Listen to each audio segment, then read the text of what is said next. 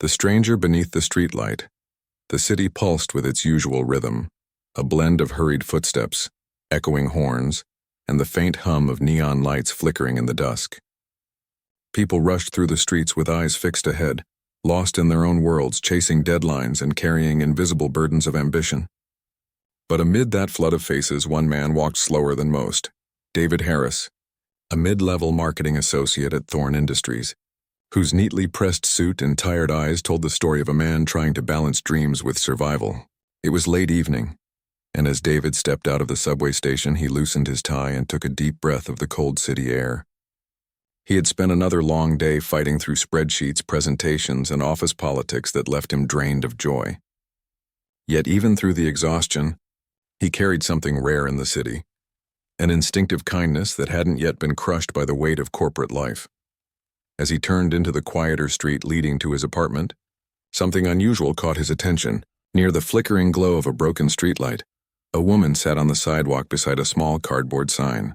Her back was straight despite her worn-out clothes, and though her hands were wrapped tightly around a paper cup for warmth, her face held a strange composure, almost regal in its stillness. She wasn't begging. She wasn't calling out. She just sat there silently, watching the world pass her by with eyes that had seen far too much. David slowed his pace, something tugging at him, an instinct that this moment shouldn't just pass by. The city had taught him to ignore, to look away, to harden, but tonight he couldn't. He hesitated for a moment, unsure if he should approach.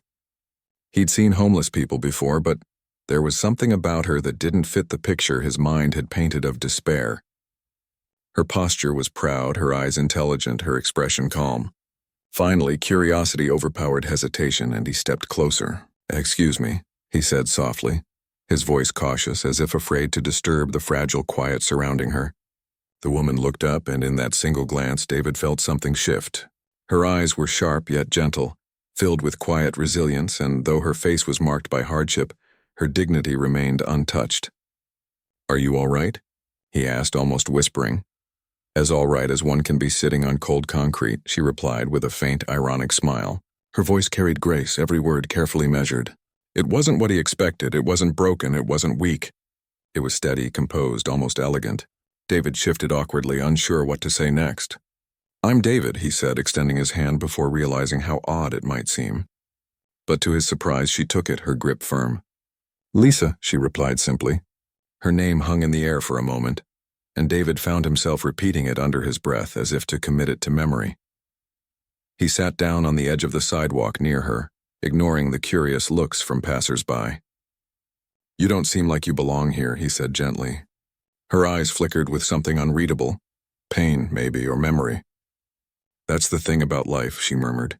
"One day you're sitting in board meetings making decisions that shape futures. The next you're invisible to the world." Her tone wasn't bitter. It was factual, almost philosophical. "Board meetings?" David asked, raising an eyebrow. "You worked in business?" She gave a small, knowing smile. "Once, a long time ago. Before everything changed." David leaned forward, curiosity deepening. There was something magnetic about her, something that pulled him to listen. "What happened?" he asked. Lisa looked down at her hands for a long moment before answering. "Loss," she said quietly. "The kind that doesn't just take your money or your home, but takes your will. My husband died suddenly. The company we built together was taken over. I trusted the wrong people.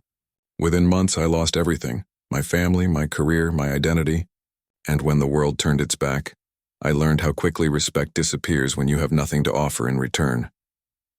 Her words hit him like a quiet storm, heavy, raw, yet somehow filled with wisdom. She wasn't complaining. She was recounting truth. David felt a lump rise in his throat. "I'm sorry," he said sincerely. "You deserve better."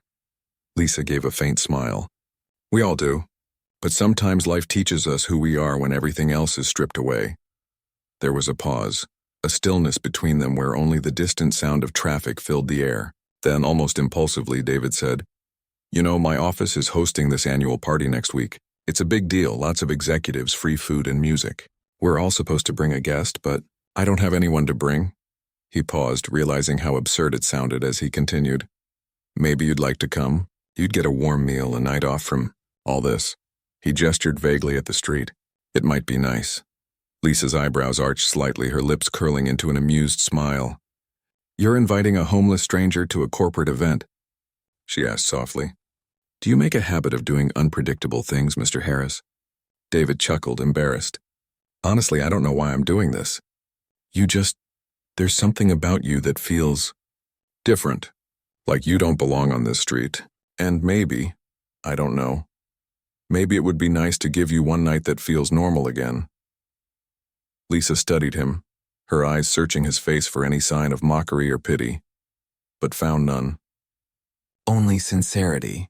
Finally, she sighed, a soft exhale that carried both amusement and exhaustion.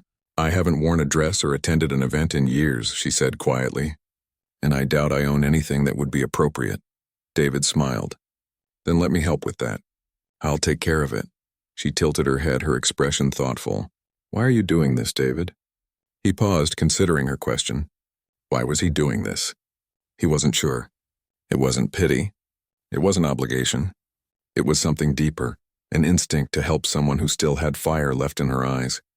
Because I can, he said simply, and because everyone deserves a chance to feel seen. Lisa's expression softened, and for the first time, he saw a flicker of warmth in her eyes. All right, she said finally, extending her hand again. But only on one condition. I'll find a way to repay your kindness someday. No handouts, just a promise. David nodded, his heart lighter than it had been in weeks. Deal. That night, as David walked home after leaving Lisa at a small diner for a hot meal, he couldn't stop thinking about her. The way she spoke, the intelligence behind her words, the quiet grace in her demeanor, it all hinted at a life far greater than her current circumstances. Who was she, really? He couldn't shake the feeling that there was a story behind her calmness, a truth yet to be revealed. And for the first time in a long time, David felt like his own life was about to change, though he didn't yet know how. 2 days later, David kept his promise. He took Lisa to a small boutique called Second Chances, a name that almost felt symbolic. The shopkeeper, a kind woman with silver hair, didn't ask questions as David explained they needed something elegant for a formal event. Lisa hesitated at first, self-conscious under the bright lights and mirrors, but slowly she began to browse the racks. Her fingers brushed over fabrics as if they carried memories. You have good taste, David remarked as she examined a simple black dress, knee-length, modest, timeless. Old habits, she murmured, disappearing into the fitting room. When she stepped out, David almost forgot how to breathe. The transformation was extraordinary. The dress hugged her frame perfectly, restoring the poise she had once carried with natural ease. For a moment, she wasn't a woman surviving on the street. She was someone who belonged in boardrooms and conferences, someone who had once commanded attention and respect. How do I look? She asked, her voice soft but steady. David could only smile, like someone who's about to surprise a lot of people. Lisa laughed quietly, the sound light and melodic, a sound that hinted at who she had been before life unraveled her world. They picked the dress, shoes, and a small purse, and David insisted on paying despite her protests. Later, as they walked back to the small apartment he had arranged for her through a friend's shelter program, she turned to him with a look of quiet gratitude. You know, you remind me of someone, she said. My husband used to help people like you do. He believed kindness could change the world even when the world didn't deserve it. David smiled gently. Sounds like he was a good man. Lisa nodded. The best. That night, as rain began to fall against the windows of her small room, Lisa sat quietly on the edge of her bed, staring at her reflection in the mirror. For the first time in years, she saw a glimpse of the woman she once was. Not the one the world ignored, but the one who built dreams with her bare hands. And though David didn't know it yet, the woman he had invited as his guest wasn't just any stranger. She was once the wife of the very man who had founded Thorn Industries, the company David worked for. A company that had betrayed her after her husband's sudden death. She had hidden from that world ever since, watching it rot from the streets unseen and forgotten. But fate had brought her back, and through one man's simple act of compassion, the path of her life and his was about to take a turn neither could have imagined. The night of the party. The night of the Thorn Industries gala arrived with the kind of chill that cut through the city streets and made every light shimmer a little brighter against the winter air. The grand ballroom of the Renaissance Hotel glowed like a beacon of wealth and ambition, its tall glass windows revealing men in tailored suits and women in glittering gowns, laughter echoing through the corridors like music. For the employees of Thorne Industries, this annual event was more than a party. It was a chance to be seen, to impress, to climb one more invisible rung on the corporate ladder. For David Harris, however, it was different this year. He wasn't thinking about promotions or appearances. His mind was entirely on one question: would Lisa truly come? He had given her the address and the details earlier that week, along with a small envelope containing a taxi fare and a simple note. "You deserve to be here." David. He wasn't even sure she'd use it. He had tried not to think about it too much, afraid that his own hope might turn into disappointment. Still, as he stood near the entryway greeting colleagues, his eyes kept flickering toward the doors, scanning each new arrival. The music played softly in the background, a piano piece flowing seamlessly through the chatter of the crowd. Waiters glided between groups carrying trays of champagne. David adjusted his tie nervously, trying to blend in, yet feeling the restless anticipation of something he couldn't name. Just as he began to convince himself she wouldn't come, the doors opened, and for a brief moment, the entire room seemed to slow. A woman stepped through the threshold and heads began to turn almost instantly. She wore a simple black dress, not flashy, not adorned, but so perfectly tailored it drew attention without demanding it. Her hair was elegantly swept back, revealing a face that carried both grace and quiet strength. There was no sign of the hardship she had once worn on the streets. Instead, she walked with a calm assurance, as though she belonged there, as though she had always belonged. David's breath caught. It was Lisa. For a moment, he couldn't move. He simply watched her make her way across the marble floor, each step measured and composed, every eye drawn to her as though she carried some invisible aura. When she saw him, her lips curved into a soft smile, half gratitude, half amusement, and that was enough to bring him back to life. "You came," he said when she reached him, his voice barely above the music. "I said I would," she replied lightly, her tone calm, confident, almost teasing. "I couldn't very well break my promise to my date, could I?" He laughed quietly, still struggling to believe the transformation. "You look..." He stopped himself, searching for the right word, and finally said, "extraordinary." Lisa smiled, her eyes shimmering under the chandelier light. "Thank you, David. And you clean up nicely yourself." She slipped her arm through his, and together they walked toward the crowd. Almost immediately, David could feel the shift in the room. Conversations paused, glances followed them. Lisa's elegance was disarming, her poise natural and effortless.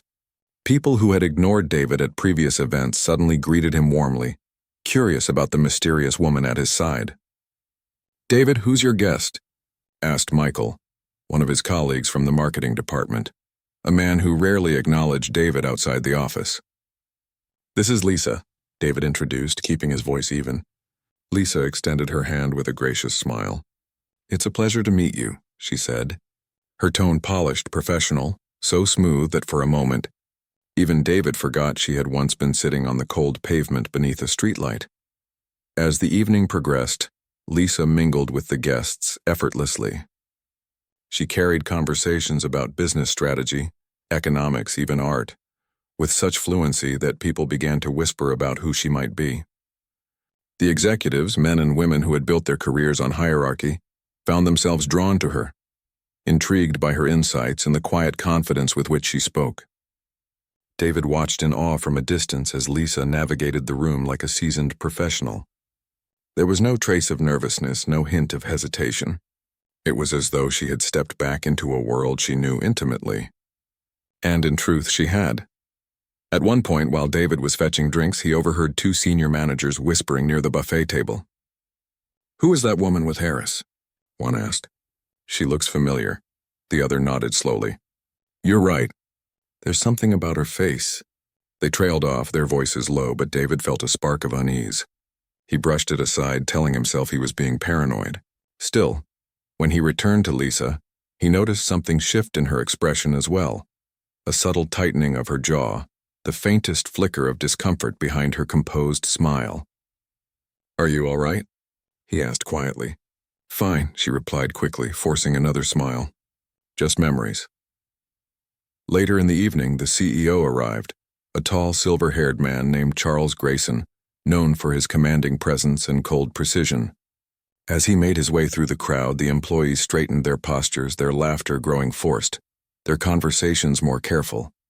David had seen this dance before, people scrambling to be noticed without appearing desperate.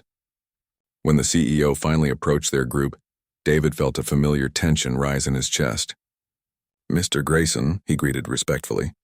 The man gave him a polite nod before his gaze shifted toward Lisa. The moment their eyes met, something electric passed between them. Not recognition, but the weight of remembrance just beyond reach. The CEO's brow furrowed. "Have we met before?"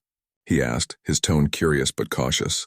Lisa held his gaze evenly, her smile polite yet distant. "Perhaps," she said softly, "though it feels like a lifetime ago." For a second, the CEO seemed unsettled, his expression faltering before he recovered and offered a cordial smile. "Well, any friend of David's is welcome here." He moved on, but not before glancing back once more as though trying to place a forgotten face from his past. When he was gone, David turned to Lisa. "That was intense," he whispered. Lisa chuckled faintly. "You could say that."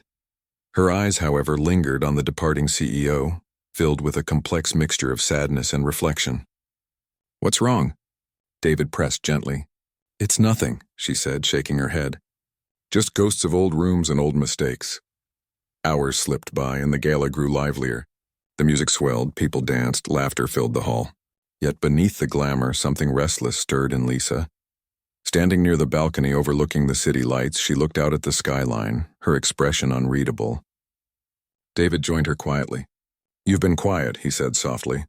"Too many memories in this place?" She turned to him with a bittersweet smile. "It's strange," she murmured, "being surrounded by people chasing success when you've already learned how fragile it truly is." Her gaze drifted across the ballroom, landing momentarily on the Thorn Industries banner displayed near the stage. "Do you like your job, David?" she asked suddenly. He hesitated. "I like parts of it, but sometimes it feels hollow, like we're all running in circles for someone else's dream." Lisa nodded. "That's how it begins. Until one day you wake up and realize you've built someone else's empire while losing your own soul in the process." David looked at her thoughtfully. "You sound like someone who's been there."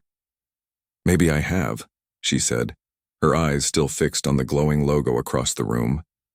"Maybe I know what it's like to build something beautiful and watch others destroy it." Before he could reply, the room quieted as the CEO took the stage for his annual address.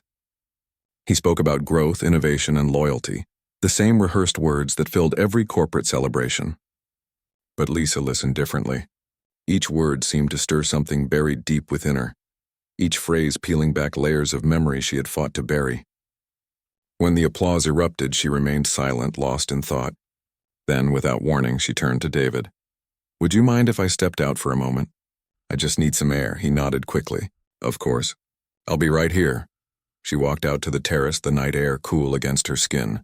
The city stretched below, alive and indifferent, just as it had been the day she lost everything. She closed her eyes, the echoes of the CEO's voice still ringing in her head, mingling with the memories of her late husband, Elliot Grayson, the true founder of Thorn Industries. Her throat tightened as the realization sank in that fate had led her back here, into the very heart of the empire she had once helped build, only to be erased from it after her husband's death.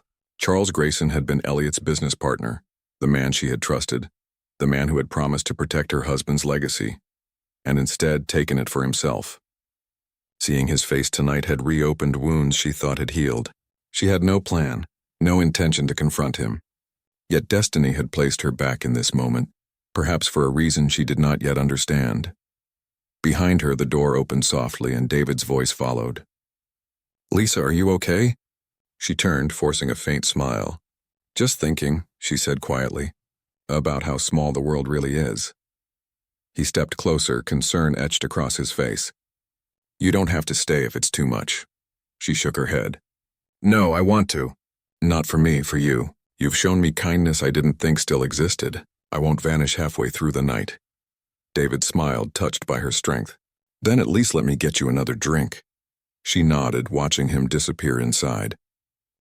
For a moment, Lisa stood alone under the stars, her reflection shimmering faintly in the tall glass doors. The irony of it all was almost poetic. Once she had walked through these same kinds of rooms as a partner, a leader, a visionary beside her husband. Now she stood outside, invisible yet present, witnessing the world she had created thrive under another's name. Yet deep inside she felt something awakening, a sense of purpose, of closure waiting to be claimed. The night wasn't over, and she knew that whatever tomorrow brought, she would no longer run from her past. When David returned, she looked at him and smiled with a warmth that reached her eyes.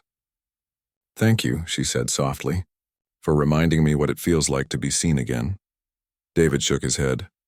"You were never invisible, Lisa. The world just forgot to look." For a long moment, neither spoke.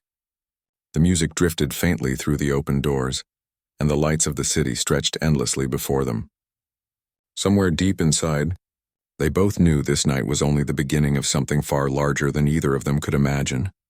A journey of truth, redemption, and the quiet power of compassion that could change everything. The hidden truth revealed. The morning after the gala dawned cold and pale, sunlight filtering through the smog and glass towers of the city, as if hesitating to touch the ground. David woke earlier than usual, still half caught between dreams and the echo of last night's laughter. His small apartment, though modest, felt warmer somehow, filled with a lingering energy he couldn't quite name. Every detail of the previous evening replayed in his mind. The music, the glances, Lisa's calm grace under the ballroom lights, and the way people had turned to watch her as though she carried an untold story written in her eyes. Even now he could still see her standing on the terrace, framed by the city skyline, speaking words that seemed to hold the weight of an entire life.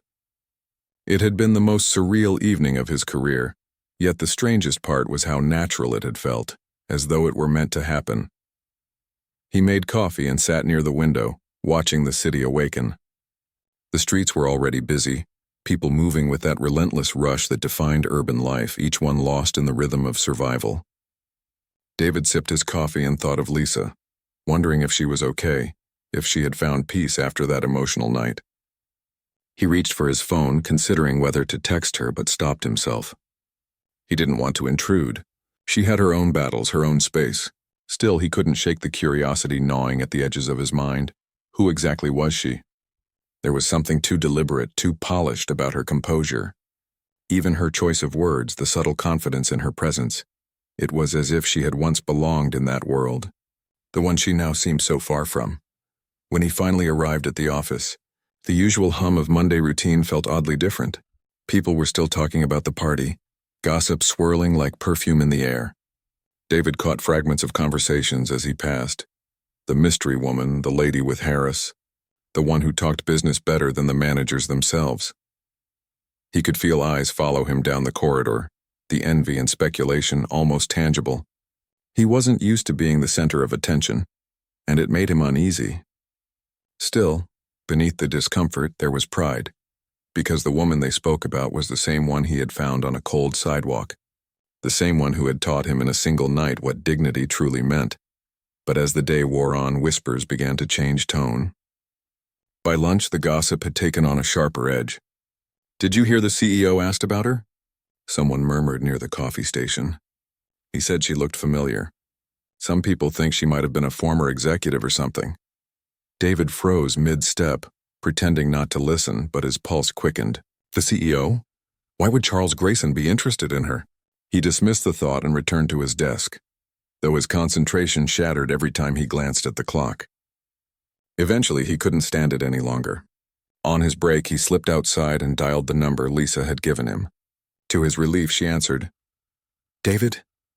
she said, her voice calm as ever, but softer than before. "I was just thinking about calling you." He smiled faintly, leaning against the building wall as the wind carried the city's distant noise. "How are you holding up?" he asked.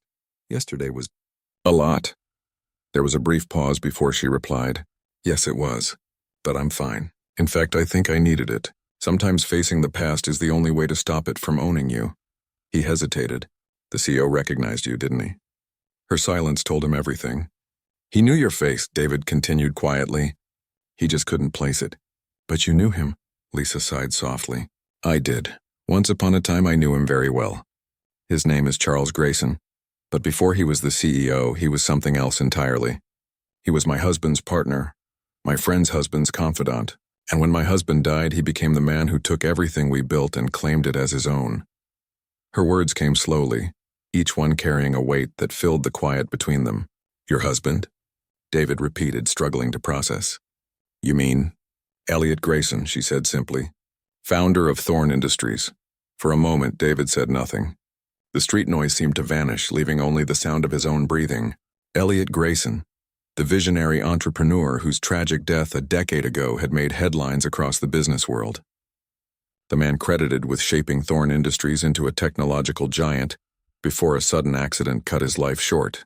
After his death, rumors had swirled about disputes within the company, but no one had ever known the full story. And now, standing on the street with his phone pressed to his ear, David realized he had been walking beside the missing piece of that history. The woman who had vanished when the empire changed hands. Lisa, he whispered, you're his wife? Yes, she said quietly, I was, until the world decided it was more convenient to forget me. Her tone wasn't bitter, but full of quiet acceptance. After Elliot died, I was promised security, partnership, respect. Instead, Charles and his board manipulated the documents, cut me out of the company, and erased my name from everything. I fought for a while, but grief makes you tired, and power has a way of silencing truth. When I finally walked away, I had nothing left. No family, no income, no home. I disappeared because I couldn't bear to watch what we created be turned into something corrupt. David's heart clenched. The woman he had invited out of compassion wasn't just a stranger fallen on hard times. She was the very soul of the company he worked for. Why didn't you tell me? He asked softly. Because you wouldn't have believed me, she replied, her voice distant. No one ever does. I learned long ago that people only believe in power, not in stories of the powerless. There was a pause, and then she added, but last night when I walked into that room, I realized something. Sometimes fate gives you a second chance to reclaim your truth. Maybe that's why I met you, David. Maybe I was supposed to. David swallowed hard, his mind spinning. What are you going to do? He asked finally. I don't know yet, she admitted. But I think it's time to stop hiding. Time to face Charles and this company, not with anger, but with truth. That afternoon, while David struggled to concentrate on his work, the CEO's office door remained closed for hours. When it finally opened, Charles Grayson emerged with a look of quiet unrest, his usual confidence replaced by something almost haunted. Later that evening, as he sat alone in his penthouse suite overlooking the city, he poured himself a drink and stared at an old framed photograph resting on the shelf, a picture of himself and Elliot from 20 years ago. Standing side by side in front of the first Thorn Industries building, in the background, smiling warmly, stood a woman, Lisa. His hand trembled slightly as he set down the glass. He remembered her laughter, her kindness, her brilliance in shaping the company's early vision. And he remembered the day she left, her eyes filled not with anger but with disappointment so deep it had followed him for years. The sight of her at the gala had shaken him more than he cared to admit. Could it really be her?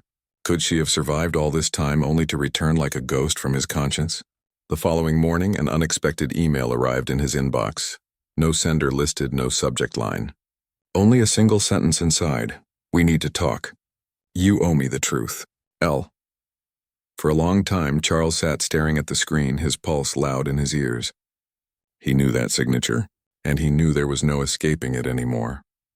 Meanwhile, David met Lisa at a small cafe by the park, away from the noise of downtown.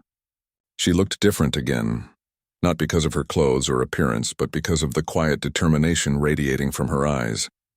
The woman who had once seemed broken now looked whole again, ready to reclaim the life she had lost. He knows, she said simply as she stirred her tea. I sent him a message. David exhaled. Are you sure about this? The man runs an empire. He won't make it easy. Lisa smiled faintly. He doesn't have to. I'm not asking for power or revenge. I just want acknowledgement for him to look me in the eyes and admit what he did. She paused, then added, and maybe in doing so help you too. Me? David frowned. What do I have to do with any of this? Lisa leaned forward, her gaze steady. You work there. You've seen how they treat people, how they exploit loyalty, how they reward silence. You're good, David, and you deserve better. Maybe this confrontation isn't just for me. Maybe it's for everyone who's ever been stepped on in the name of ambition. Her words struck something deep within him.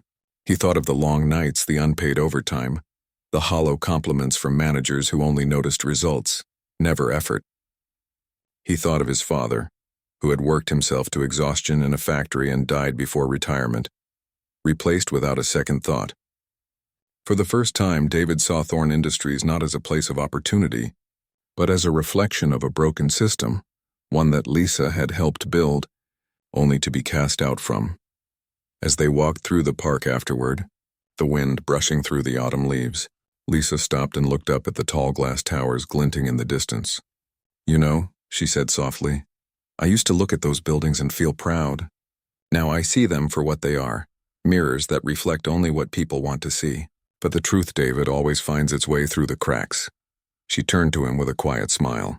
Tomorrow I'll go to the office. I'll see Charles, and I'll tell him everything I've been holding in for 10 years. David nodded, his chest tightening with both fear and admiration. Then I'll be there with you, he said firmly. You don't have to face it alone. Lisa looked at him, emotion flickering in her eyes, and for a moment, the hardness of the past melted away, replaced by gratitude, the kind that comes from being seen, believed, and supported when the world had turned cold. Thank you, David, she whispered. You've already done more than you know. That night, as the city lights burned against the darkness, two souls prepared for a reckoning, one to face his ghosts, another to reclaim her name, and a third to witness that even in a world obsessed with status and wealth, it was still compassion that could change destinies.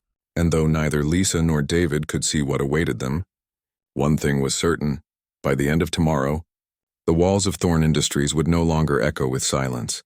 They would remember the woman they had erased, and the man who dared to help her be seen again. Continue to next part.